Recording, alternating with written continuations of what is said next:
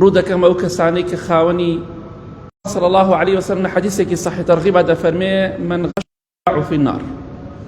هر کەسێک غەش بکە فێڵ بکە لە بەرامبەرەکەی خۆی لەسەر ڕێبازی ئێمە نییە و لە ئێمە نییە و ئەو کەسەشی فڕ و فێڵ بکە بۆ ناو جەهەنەمە. کێوا دەڵێ خۆشەویستی خوا صلی الله عليه وسلم جا تۆ ئەم هەموو عیبادەتە ئەنجامە دەی، تۆ ئەهلی دین و قیامەتی، بۆچی من لە تۆ بترسم دوای هەموو عیبادەتەکە غەشم لێ بکەی لە خواردنێکە؟ بۆچی خواردنێک لە فەیەک چێشتێک گۆشتێک مریشکێک ئامادەنی بیدەی بە خۆت و ماڵ و مناڵەکە دەدەی بە من و بە کەسێکی تر؟ بەداخەوە خەڵکی باش هەیە، لەگەڵ ئەوەی خەڵکی وا هەیە خاوەن مەدعەمی وا هەیە لە فەی وا هەیە دەیەها جار ئینزار دەکرێ هەر واز نایێت لە غەش و لە پیسپۆخەڵی دوکانەکەی دادەخرێ. بەداخەوە بۆچی لە تۆ بترسم؟ بۆ ئەو خەڵکە لە کەسانێک بترسێ کە خواردنی ئێکسپایری بداتێ. تۆ نوێژەکەی، تۆ خوا ناسی، بۆ لە تۆ بترسم؟ ئەبێ ڕازگۆبی پاک و خاوێن بی. ئەوەی کە خۆت و ماڵ و مناڵت نایخوا مەیدە بە خەڵکی تر. خەڵکیشەی ئەوەنە پاکە ئەوەنە ساغە، دوکانی هەیە خواردەمەنی خواردن، بەڵام ئەوەی پاک و چاک نەبێ و بە کەڵکی خواردن نەیە نایدا بە خەڵکی، بەڵام ئەوانە کەمن. پێت خۆشە بڕۆیتە ناو ئاگرەوە؟ ناوەڵڵە دەی فڕ و فێڵ مەکە. ئەوەی خۆت نایخۆی ماڵ و مناڵت نایخوا مەیدە بە خەڵکی. کەواتە بزانە فێڵکردن غەشکردن کە کاتێ لە کەسێکی دەکەی فێڵێکە لە خۆتی ئەەکەی پێش خەڵکی. قورئان دەخوێنن، زیکری خوا دەکەن، خۆتانش دەکەن، ڕۆژی سونەتیش دەگرن، ئەکرێت دوای ئەمە کە ئەم عیبادەتانە ئەنجام بدەی شوێنەواری ئەم عیبادەتانە بە تۆ دیار نەبێت. دەکرێت دوای ئەوەی کە تۆ ئەم عیبادەتانە ئەنجام بدەی چەندەها عیبادەت بۆ خوا ئەنجام بدەی، بەڵام کاریگەری بەسەر تۆ نۆبێت. لەگەڵ ئەوەدا مل بترسم و ئەو خەڵکە بترسێ کە تۆ فڕۆفێڵی لێ بکەیت. لە سعرە لە تاریخە شتێک ئێکسپایر بۆ فڕی نادات. لە نرخەکان ئاسەریکی مارکێتەکان فەرقێکی زۆریان هەیە. بەداخەوە دوکاندارەکان بەو شێوەیە لە ئەسڵ و عادیە بۆچی فێڵم لێ ئەەکەی؟ دەرەجە دوو بە دەرەجە یەک بۆ فڕۆشی، عادی بە ئەسڵی بۆ فڕۆشی. ئەوە فێڵت کرد لە من و لە کەسێکی تر. بەڵام ئەوە بزانە پێغەمبەری خوا فەرمێ صلی الله عليه وسلم لە حەدیثێکی صحیح تەرغیبە هەر کەسێک غەش بکا لە ئێمە نییە والمەکر والخیداع في النار، ئەوەشی فڕ و فێڵ بکا بۆ ناو جەهەنەمە. چونکە ئەوە حەقی خەڵکە. 1250 یەک فرسێک غەش لە خەڵک بکەی لە کڕین و فڕۆشتنە، تۆی خاوەن دوکان و مارکێت دڵنیابە لە کۆڵت نابێتەوە، بۆ قیامەت بە صافی دەمێنێتەوە، هیچ عیبادەتێک نایسڕێتەوە. کەواتە بۆ مناڵێک دوو مناڵ سێ مناڵ چوار مناڵ زیاتر کەمتر قەبر و قیامەتی خۆت تاریک مەکە. مارکێتت هەیە ئەوەی کە خۆت نایخۆی ماڵ و مناڵت نایخوا مەیدە بە خەڵکی، مەی فڕۆشە، لە خوا بترسە. جگەرە فڕۆشتنیش غەش و خیانەتێکن و خەڵکەی دەکەی، حرامە جگەرە فڕۆشتن. چونکە ئەو خەتە بۆچی ئێمە لە ئێوە لە هەندێک لە سعرە غەشمان لێ دەکەن. شتێکی ئەسڵی چەندەها کەس بینیوەتی ورانێ بەسەر هەندێکتانە هاتووە شتی ئەسڵی بیلادی کابرا دەری ئەکاوە، چ شتێکی عادی ئەخاتە سەر دڵی ئەی بینێ دوای دەچێت لە شوێنێتە دەیفرۆشی. فیتەری چاک هەیە، ڕۆندۆڕی چاک هەیە، بەڵام کەمە. پارێ چاکت لێ ئەسێنێ تەماشا دەکەی ئەو شتە هەر چاک نابێت. ئەم جارەکەڵ هەندێ مارکێت تا ڕێ دەکەون بڕۆ لە فڵان شوێن بیکڕە، دوایش دەڵێ کاک فڵان کەس هەر مشتریەک هات بڵات من ئەوەنە پارەمەوێ، یعنی دوو جار پارە ئەخوا، هەم پارەم لێسێنێ هەم لەگەڵ کابراشە ڕێکەوتووە ئەڵێ کاکە گیان بۆ منە ئەوەندە پارەم دەوێت ڕۆژانە، من خەڵکت بۆ دەنێرم، بەڵام هەیشە ئەوە ناکات. من ناڵێم هەمووی خەڵکی باشەیە بەڵام کەمتر.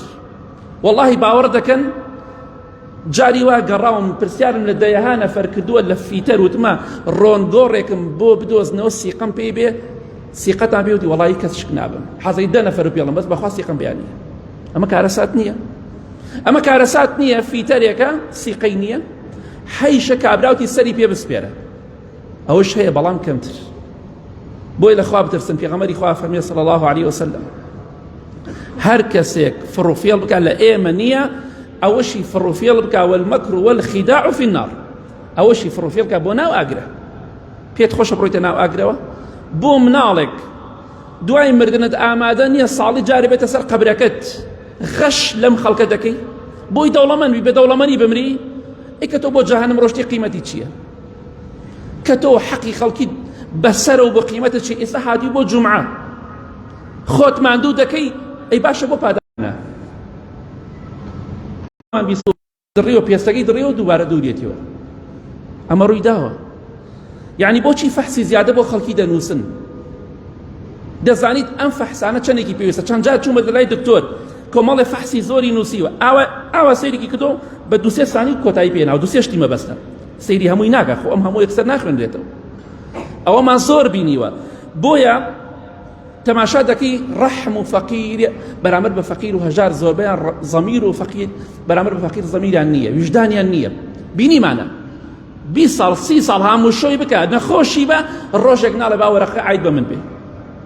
ئاگایان لە فەقیر و فوقەرا نەماوە لە کاتێکە خۆیان کوڕی فەقیرن، کچی فەقیرن. وەڵڵاهی ئەگەر زوڵم لە خەڵکی بکەن، تۆی دکتۆر، تۆی خاوەن دەرمانخانە، تۆی خاوەن مختەبەر، وەڵڵاهی زوڵم بکەی بزانی ئەم دکتۆرە شتی زیادت بۆ ئەنووسەیە بەس بۆی سەرفیکە لە کۆمپانیاکە پشکی زیاتری پێ بدرێ، وەڵڵاهی تۆش لەو دەستری، تۆش وەکو غەشاش و خیانەتکاری. بۆیە بترسن لە خوای گەورە. قبر و قیامەتی خۆتان تاری مەکەن، چونکە پێغەمبەری خوا فەرمی صلی الله عليه وسلم هەر کەسێک غەش بکات لە ئێمە نییە، ئەوەشی فڕۆفێڵ کات بۆ ناو ئاگری دۆزەخە. شەهادەکەت حتا مردنتە، دوای مردنت شەهادەکەت فرسێک نایەنێ، هەرچی شەهادەیەک دەبێ. بۆیە لە خوا بترسن، ئاگاتان لە فەقیر و هەژارەکان بێت. ئالەم چەند ڕۆژە کەسێکی فەقیر دەناسم، مناڵەکەی شتێکی خواردووە، مناڵی بچووک نافامێت شتێکی خواردووە، 3-4 ڕۆژە ئەڕشێتەوە. چۆ بەلای دکتۆرێک پارەی فەحسەکەی پێ نەبووە، ئەوەندە غیرەت و وجدانی نەجوڵاوە، تی وەڵڵاهی پارەی فەحسم پێ نییە، بڵێ با فەحسەکەت عید بە من بێ. 3 ڕۆژە 4 ڕۆژە ئەڕشێتەوە، سوێن بەخوا پارەی فەحسەکەم پێ نییە. ئەمە کارەسات نییە، ئەمە خیانەت نییە. زۆربەتان زۆرێکتان دەناسم دایکتان بێوەژن و خەڵ زەکاتی پێدا، ئێستا ئاوا حساب بۆ فەقیر ناکەن، کوڕی فەقیر بوون، کچی فەقیر بوون. ئەوەی غەش بکە، ئەوانەی کە ئیشی پزیشکی دەکەن، هەر کەسێک غەش بکات لە خەڵکی فەقیر و هەژار و دەوڵەمەندیش غەش بکات، وەڵڵاهی بۆ ناو ئاگرە. پێغەمبەری خوا فەرمێ صلی الله عليه وسلم بۆیە عیبادەتی خوا دەکەن، با کاریگەری عیبادەتەکان بەسەرتانەوە هەبێ. ئەی دکتۆرەکان، ئەی یاریدەری دکتۆرەکان، ئەی خاوەن سەیدەلێ و مختەبەرەکان، لە خوا بترسن، قبر و قیامەتی خۆتان تاریک مەکەن، ئاگاتان لە فەقیر و هەژار بێ، بە ڕوت و قوتی بەبێ پارە ئەگەڕێنەوە بۆ لای خوا، بە دڵنیایی پێتان ئەڵێم. بەڵێ خۆشەویستان، ڕوو دەکەم ئەو کەسانەی سەیارە دەفرۆشن، دەکڕون دەفرۆشن لە معرەزەکان، ئەوانەی کە لە مەیانەکان ئیشی حەیوانداری دەکەن، حەیوان دەفرۆشن و حەیوان دەکڕن. ڕوو دەکەمە فەلاحەکان، جوتیارەکان، ڕوو دەکەمە ئەوانەی کە بەنزیخانەیان هەیە، بەنزین و گاز و نۆت ئەفرۆشن. الحەمدوللا زۆربەتان نوێژ دەکەن، شایەتمان دەهێنن، ڕۆژوو دەگرن، حەج دەکەن، عومرە دەکەن، قوربانی دەکەن، زیکری خوا دەکەن، قورئان دەخوێنن، نوێژی جومعە دەکەن. دەکرێت دوای ئەوەی کە تۆ ئەم ئیشانە دەکەن، ئەی ئەم کەسانی کە باسم کردن، ئەکرێت دوای ئەم عیبادەتانە ئێمە لە ئێوە بترسین کە غەشمان لێ بکەن؟ کوا کاریگەری ئەم عیبادەتانە بەسەر ئێوە؟ بۆچی بە مرتاحی نەڕۆم بۆ لای کەسە سیارەیەکی لێ بکڕم، حەیوانێکی لێ بکڕم؟ بۆ بە مرتاحی نەڕۆمە بەنزیخانەیەکەوە سیارەکەم بەنزینی تێکەم؟ بۆ بە مرتاحی نەوتێک نەکڕم بیکەمە ناو زۆپاوە بیسووتێنم؟ بەڕاستی ئەمە کارەساتە. ئەم هەموو بەنزیخانە داخرێ، ئەم هەموو خەڵکە ئەوانەی کە قەسابن ئێستا باشتر لە من تێگەن کە چەندێک کەسەیە غەش ئەکا لە مەیانەکانە، ئەوانەی کە لە معرەزان دەزانن چەندێک غەش لە معرەزەکانە، هەر بە ئیشارەت و بە چاوداخستن و ئاوا سەرێکی چەندها پارە و چەندها گەڵا دەخورێ. سوێنە خوا ئەڵێ وەڵڵاهی 1 دینارم لە تۆ ناوێ، بە کابراش ئەڵێ ئەوەنە وەرەقەمەوێ لە کابرام بۆ بستێنە، من لە ڕوونای داوای لێ بکەم تۆ لێ بسێنە ئەمە غەشە هەر کە شتێک فڕ و فێڵ بێ خۆشەویستی خوا فەرمێ صلی الله عليه وسلم ئەوەی فڕ و فێڵ کە بۆ ناو جەهەنەمە والمەکر والخیداع فی النار تەواو پێت خۆشە بڕۆیتە جەهەنەمەوە بۆ مناڵێ دوو مناڵ خۆت ئاوا خراپەکەی قەبر و قیامەتی خۆت تاریکەکەی یعنی ئێوە ناترسن لە عەزابی خوا ئەم هەموو شتە خراپە بە خەڵکی دەفرۆشن کاتێکە لی دەکڕن ڕسوای دەکەن کاتێکیش کە دەیفرۆشن دەیکەنە شتێکی زۆر مهم کاتێکە لی دەکڕن ئەڵێ نەمە تەنەکەی دەیفرۆشن ئەڵێ ئەمە ئەڵماس و ئاڵتونە بەڵام خەڵکی باشیش هەیە لە مەعرەزەکان لە مەیانەکان لە بەنزیخانەکان لە هەموو شوێنێ خەڵکی باش هەیە بەڵام کەمە بۆ لە شارێکە 10-15 بەنزیخانەی تای خەڵک ڕوو لە بەنزیخانەی دوو بەنزیخانەیەکە بۆچی ڕون و ئاشکرایە هۆکارەکە چییە بۆیە ئەوەی فڕ و فێڵکە بۆ ناو جەهەنەم بەڕاستی ڕوو دەکەمە ئەو کەسانی کە وەستاکان وەستای کۆنکرێت و سەب ڕوو دەکەمە وەستای دیوارەکان و کاشیەکان ڕوو دەکەمە وەستای کارەبا وەستای بۆڕی تەسیسات و مەجاریەکان ڕوو دەکەمە وەستای دەرگا و پەنجەرەکان ئێوە الحەمدوللا زۆر بەتان نوێژ دەکەن ڕۆژوو دەگرن شایەتمان دەهێنن حەج دەکەن عومرە دەکەن قوربانی دەکەن خێر و سەدەقە دەکەن قورئان دەخوێن و زیکری خوا دەکەن دەکرێت دوای ئەم هەموو عیبادەتە من لە وەستایەکی وەک تۆ بترسم غەشم لێ بکەیت لە سعرە لە کوالێتی ئەو شتێکە بە منی بۆ منی دانەی شتێکی عادیم بۆ دابنی ئەمە بڵێ ئەمە ئەسڵیە و باشە دەرەجە دوو دەرەجە سێم بۆ دابنی بە دەرەجە یەک ئەکرێ دوایم عیبادەتانە من لە تۆ بترسم ئەو خەڵکە لە ئێوە بترسێ ئەکرێ زەرعێک دەکەی زەرعەکەت پڕە لە فڕ و فێڵ ئەکرێ لە ئیشەکانە خۆت بدزیتەوە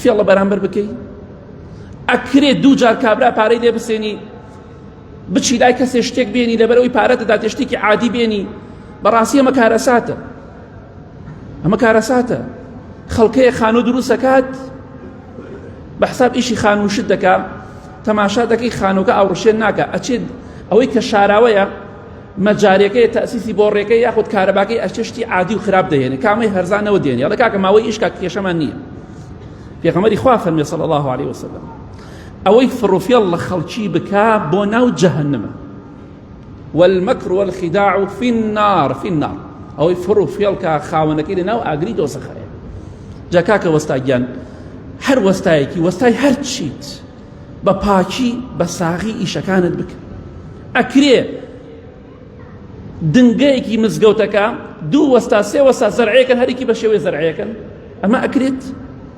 یەکێکیان ڕاستە ئەکرێ خانوویەک زەرعە کراوە تەماشا دەکەی چەندەها گەڵابەینێتی دوو کەسێکن سێ کەسێکن بەڕاستی کارەسات جا ئەوەی فڕ و فێڵکە بۆ ناو جەهەنەمە ئەوەش باش بزانن هەر کەسێک غەش دەکا کە پێغەمبەری خوا فەرمێ صلی الله عليه وسلم هەر کەسێک فڕ و فێڵکە لە ئێمە نییە ئەمە تەنها قسەیەک نییە بەڵکو ئەمە ئیعلانێکە ڕوون و ئاشکرایە بانگەوازێکی ڕوون و ئاشکرایە هەر کەسێک فڕ و فێڵ لە خەڵکی بکە ئیتر خەڵکەکە باش بێ یا خراپ بێ گرنگ ئەوەی تۆ فێڵی لێ بکەی ئەوە بزانە پێغەمبەری خوا صلی الله عليه وسلم خۆی بەری دەکات لە تۆ ئەڵێ من لەو بەریم پێت خۆشە خۆشەویستی خوا صلی الله عليه وسلم کە لە ڕۆژی قیامەتە شەفاعەت بۆ دەکا بە ئیزنی خوا پێت خۆشە بڵێ لە تۆ بەریم لە تۆ بێبەریم حەزم بە تۆ نییە تۆ لەسەر ڕێبازی من نیت چونکە غەش دەکەی پێت خۆشە نەخێر دەواز بێنە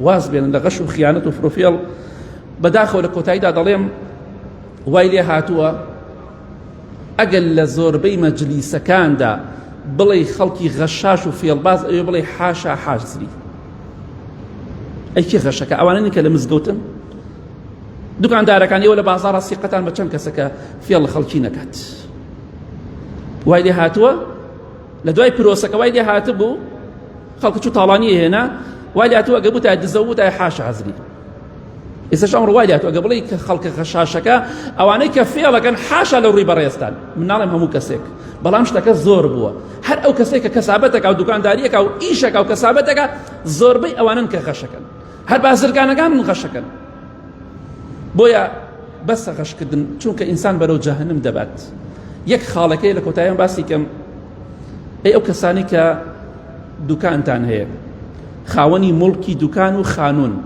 خانوتان لە کرێدایە، دوکانتان لە کرێدایە. خەڵکێکی زۆر هەیە فەقیرە کرێچیەکان، بازار سفر بۆتەوە بەهۆی ئەم شەڕەشەوە. خوای گەورەمان پارێزوو لامادە لەم شەڕە. بازار زۆر خراپ بووە، بۆ پێشتریش هەر خراپ بوو بۆی موچە و ئەم شەڕەوە. بۆیە داواتان لێ دەکەم ئەوەندەی لە دەستان دەرئەچێت ئەگەر پاری مانگیکان لێ نەسێنن یاخود یارمەتێکی کرێچەکان بدەن، ئەوانەی کە توانایان نییە، هەیە کرێچە و کێشەی نییە، من باسی کەسێ دەکەم کە توانای نییە. ئەگەر بتوانن یارمەتیان بدەن لە کرێکەی خۆش بن، لە مانگیکان بە تایبەتی خۆش بن، یاخود لە هەندێک لە کرێکان خۆش بن، دوکاندارە کابرا پێی خۆش شتێکی بۆ بگەڕێنیتەوە، کابرا کرێکی تۆیە ماڵێکی هەیە فەقیرە هەژارە یارمەتی دەری بە ئیزنی خوا. وەڵڵا لای خوای گەورە بزر نابێ. لەم کاتانە پێویستمان بۆیە خەڵکێکی زۆر فەقیر هەیە، وەڵڵاهی نەفەرێک ئەی وەڵڵاهی بە برادەرێکی میوت ئەی مناڵەکەم دوێنێ داوای 1000 دیناریان گوستیان بەخوا پێم نەبوو. وەڵڵاهی خەڵک ئەزانم بە قەرز مریشکە کڕێ مریشکێک نەک، یعنی توانای نییە پارەکەی لە ماڵەوە نییە بیدات. بۆیە ئەگەر بتوانن یەک خاڵێکی زۆر گرنگەیە زەکاتەکانتان ئەتوانن زەکات هێشتا مانگی ڕەمەزان نهاتۆتەمە باقی بێ. بەپێی حەدیث پێغەمبەری خوا صلی الله علیه وسلم دروستە و سونەتە هەندێک جار زەکات پێشخەی. ئێستا ئەتوانی بۆ منە چەند ملیۆنێک دەرکەی ئەوەی کە پارەی هەیە، ئەو مانگی ڕەمەزان ئەوەنە ملیۆن زەکاتم دەکرد بۆ مانگی ڕەمەزان، پێشی خەن بۆ ئێستا بۆ ئەم کاتە بۆ خەڵک زۆر ضرورەت خوا پاداشتی خێتان بداتەوە. اللهم اغفر للمؤمنين والمؤمنات والمسلمين والمسلمات الأحياء منهم والأموات من أهل السنة والجمعة والجماعات. يا ربي خوايا الشفاء نخوشكان من بدي بتايبتي أواني داوي دعاي خيريان كدو خوايا أفضل كحالي خراب حالي باشكي. يا ربي خوايا لم شر لم بلايا خوايا ولات من بدولك يا رب العالمين. خوايا لم ظالمانا بدون منك يا رب العالمين. خوايا رحمن ليبكي لم شرو لم صاروخ لم تياروشتانا بدون منك ولات من سلامتك ملت وقلب ما سلامتك يا رب العالمين. خوايا آخر من بخير بجري خوايا ظالمكان لنا وبري إيه مش لبيني ظالمكان بسلامتي درشين. آمين آمين آمين. وصلى الله على محمد وآله وصحبه أجمعين.